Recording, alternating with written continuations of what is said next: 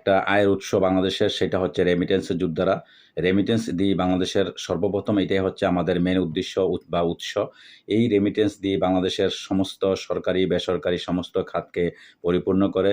তবে সেই রেমিটেন্স এখন বর্তমানে বিশ্বের সব দেশেই কিন্তু বিশ্ববাজারে এখন কিন্তু খুব মন্দা। বিশেষ করে ওমানে আপনারা জানেন যে ওমানে দীর্ঘদিন যাবৎ আজকে প্রায় ১.৫ বছর যাবৎ ১ বছর ৫ মাস যাবৎ আজকে ওমানের ভিসা বন্ধ। সেজন্য ওমানের ভিসা বন্ধ হওয়ার কারণে এইখানে যে বিভিন্ন কর্মসংস্থান অনেক কিছুর কিন্তু আমাদের ক্ষতিগ্রস্ত হইতেছে বা আমরা অনেকভাবেই কিন্তু আমরা দুর্বল হয়ে পড়েছি। তার কারণ হচ্ছে আপনারা জানেন, যদি এদেশে ভিসা চালু থাকতো, প্রত্যেকটা আরও কয়েক লক্ষ বাংলাদেশি এই দেশে থাকতো, তাহলে বিভিন্ন কর্মসংস্থানগুলো বাংলাদেশিরা থাকতো। তার পাশাপাশি আমাদের কাজেরও একটা কর্মসংস্থানের একটা সুবিধা হইতো। তার পাশাপাশি আমাদের দেশে রেমিটেন্স যাইতো।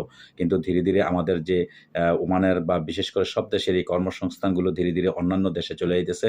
অন্যান্য দেশের নাগরিক যারা আছে এগুলা দখল করে নিতেছে। তো এটা আমাদের দেশের জন্য বা যারা প্রবাসী আমরা আছি আমাদের জন্য খুবই একটা এটা কিন্তু আমাদের জন্য একটা হুমকি স্বরূপ। তো আপনারা জানেন যে দেশের শ্রমবাজারে নতুন করে শঙ্কা দেখা দিয়েছে। ঐতিহ্যবাহী শ্রমবাজারে ওমানের ভিসা বন্ধের ১.৫ বছর পেরিয়ে গেল, পুনরায় চালুর কোনো লক্ষণ নেই। অন্যদিকে শীর্ষ গন্তব্য সৌদি আরবেও কর্মী যাওয়া কমে যাওয়ায় পরিস্থিতি আরও জটিল হয়ে উঠেছে। বিশেষজ্ঞরা বলছেন, এই অবস্থা চলতে থাকলে বাংলাদেশের শ্রমশক্তি রপ্তানি খাত বড় ধরনের চ্যালেঞ্জের মুখে পড়তে পারে। পরিসংখ্যান অনুযায়ী ২০১৬ সালে বাংলাদেশ থেকে ওমানে কর্মী প্রেরণের সংখ্যা ছিল সর্বোচ্চ।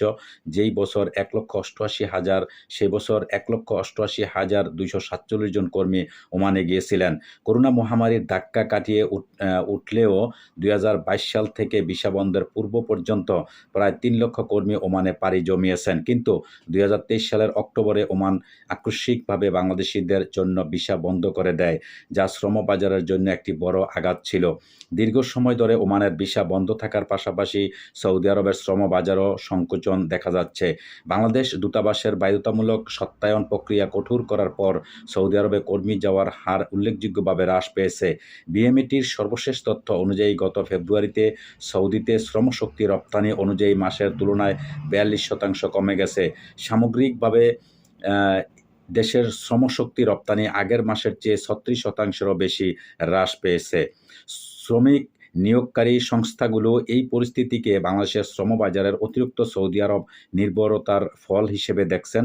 তারা বলছেন, অন্যান্য শ্রমবাজারগুলিতে কর্মসংস্থানের সুযোগ সংকুচিত হয়ে যাওয়ায় সৌদি আরবের ওপর এই মাত্রাতিরিক্ত নির্ভরতা ঝুঁকিপূর্ণ হয়ে উঠেছে।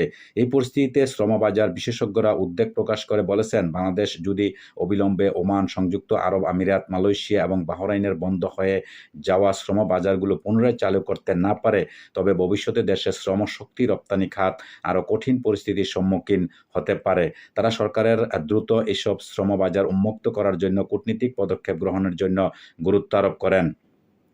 দর্শক, আপনারা জানেন যে ওমানের দীর্ঘদিন যাবৎ আজকে প্রায় ১.৫ বছর যাবৎ ভিসা বন্ধ হওয়ার কারণে ওমানে বিভিন্ন রকমের সংকট প্রবাসীরা দেখা দিয়েছে। তারই পাশাপাশি আপনারা জানেন এই দেশে অভিযান অব্যাহত আছে, ধরপাকড় আছে, বিভিন্ন রকমের কানুন দিয়ে নতুন কানুন দিয়ে দেশের যারা প্রবাসী আমরা বিশেষ করে বাংলাদেশি যারা আছে তাদেরকে অনেক রকমের আমরা সমস্যার সম্মুখীন আমরা হইতেছি। তো যাই হোক, এটা আমাদের বাংলাদেশি সরকার অবশ্যই আশা করি এগুলার পদক্ষেপ নিবে বা এটা একটা অবশ্যই বাংলাদেশের সামনে রমজানের পরপরই ভিসা খোলার একটা সম্ভাবনা আছে।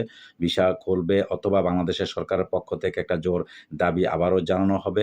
তবে ভিসা ওমানে না খোলা পর্যন্ত বাংলাদেশে একটা স্বস্তি আসবে না। ভিসা খুলতে হবে, তার সাথে, সাথে অবৈধ যে লোকগুলো আছে এগুলো বৈধের একটা অবশ্যই ব্যবস্থা করতে হবে। পৃথিবীর সব দেশে কিন্তু আপনারা জানেন ওমান, সৌদি আরব, দুবাই, কাতার সব দেশে অবৈধ যে প্রবাসী আমরা যারা আছে সমস্ত প্রবাসীদেরকে যাতে বৈধ করে। যদি এই অবৈধ লোকগুলো যদি দেশে রিটার্ন বা দেশে ফেরত যেতে হয়, তাহলে অবশ্যই বাংলাদেশের রেমিটেন্সের জন্য একটা বড় ধাক্কা বা একটা বাংলাদেশের জন্য একটা হুমকি স্বরূপ আসবে। তো যাই হোক দর্শক, আশা করি এগুলার অবশ্যই সমাধান অবশ্যই আমাদের প্রবাসীদের জন্য হবে।